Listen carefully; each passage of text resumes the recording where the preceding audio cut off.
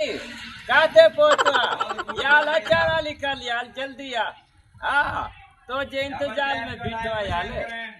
बाबा तू इंते तो बोल दा छे ना यार अच्छा ला निकल वालेकुम सलाम खुशो खैर साईं बिस्मिल्लाह जो खैर तके सही ता के साथ आडो बोलो जाजो बोलो था छो मां केली तवाजी कमेटी खाली भगवान जे मां के बोलो था न से कमेटी ता साईं न खणी भगाओ हां असा असल में तवाजा फैन हो अच्छा माजा फैन आयो हां वो हवा कौन थी लगे यार न सही हो तवाजा वीडियो भी सगाऊं अच्छा मतलब अच्छा मतलब माजा विद्या दी जावे फैन आयो अच्छा अच्छा मां वाली समझो पक्किया का फैन आवाज नहीं लगे न सही न है ए मुझे नंढड़ो तू फैन है बई सता नहीं वडो फैन नंढो फैन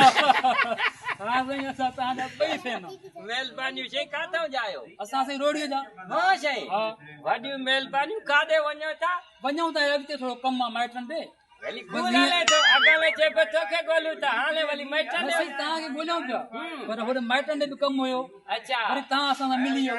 अल्लाह दी बड़ी मेहरबानी ता मतलब एकले तीन से बस हां सही एकले तीन हां सही हां भाई हाले हेलो ताजी का खिदमत को चाय का बोतल बस सही ता के वदी तकलीफ न था जाऊं हां असा की तकड़ा हां वरी कने बे दफे आया से चाय को मसला कोने अली ता चाय पिंदा वो मसलो कोने ड्यूटी दिना छे बड़ी मेहरबानी फोटो कटेलो अरे यार फोटो नडले पेजो हां को मसलो कोने चाय पियो है दे चलो खिल वाह वाह वाह ठीक है सही बड़ी मेहरबानी मेहरबानी छे को मसलो इंशाल्लाह बे चक्कर आया से हां तानी चाय पी दी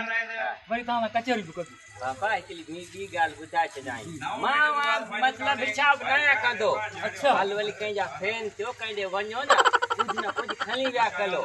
हथे खाली मालू ने अचबो हां सही है सा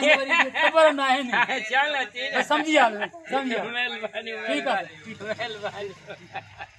फैन होया जेला फैन हो जन आले आले तो जे इंतजार में बिटो चल आली काल ना हां पुजियो यार 哎呦我的妈！